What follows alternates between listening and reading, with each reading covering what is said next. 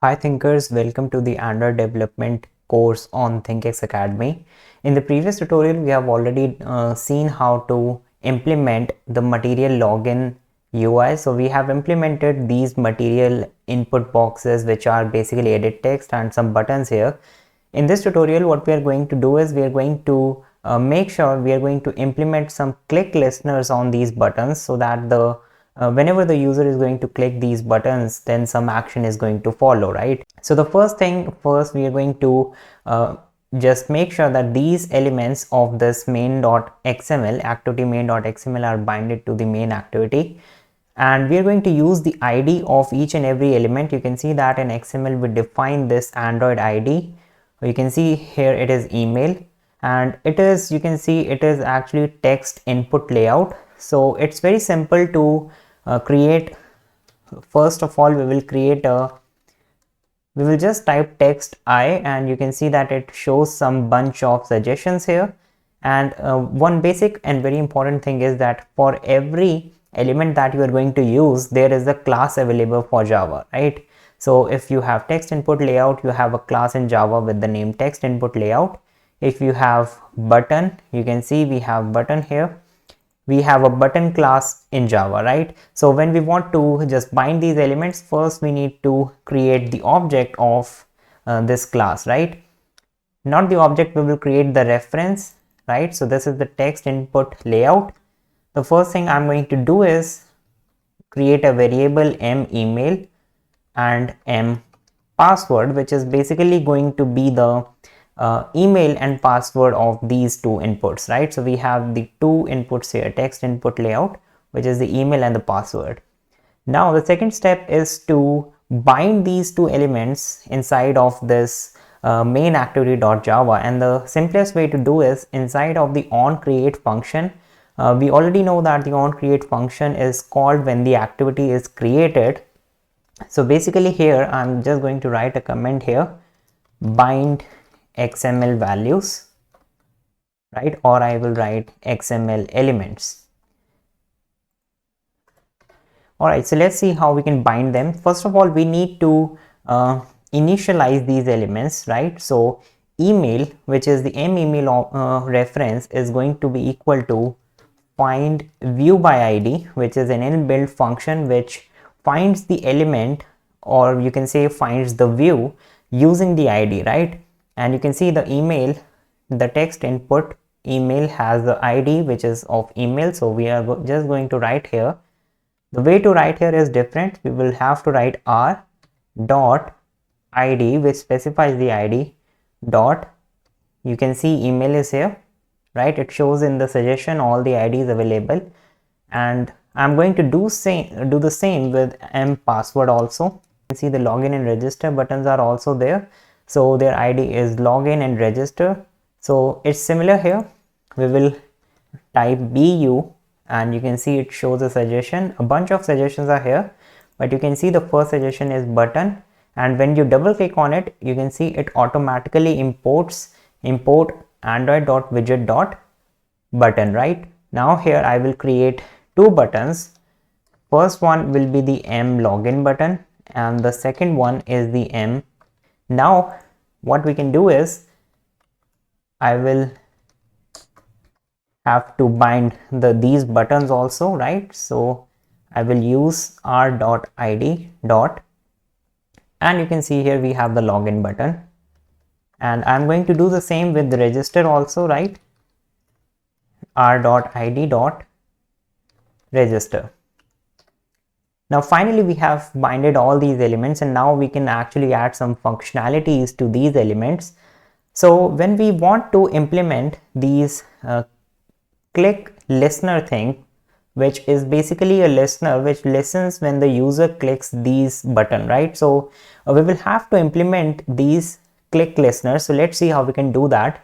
The first thing is we need to make sure that our activity, which is the main activity, will implement the interface, and I will type here capital O, and you can see it shows me a bunch of suggestions here. The first one is the on click listener android.view.view, right? So now we have, this is actually an interface, right? We are implementing this interface. So now you can see there is a red underline in this here. So if I will move my cursor here, it will show me some suggestions, and here I will click implement methods. Now once I click implement method, it is going to show me this box. I will just press OK here, and you can see it has created a function, and we are actually overriding this function, right, which is the onClick function. Now this onClick function is called when we whenever a particular element is clicked. Now we will have to tell the Java file or the activity that a particular element can listen these clicks, right? So basically the two elements that are click listeners, which is the login and register. So the simple way to do is here in the main activity onCreate function. In the onCreate function, we will have to specify that these elements, these UI elements are going to implement the onClick listener interface, right? So I'm just going to call the set onClick listener. You can see it is showing me a suggestion here, and inside that we need a parameter, which is this, right? This is a reference to this class only. And here we have another one, which is mRegister, and here also we are going to set the onClick listener and this, right? So whenever the user will click the login button or the register button, this click listener will be called, and since it implements the onClick listener, this function will be called, right?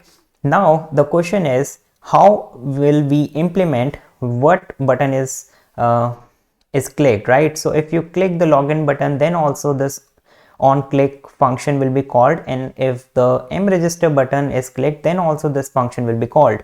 So how will we resolve the issue of multiple buttons?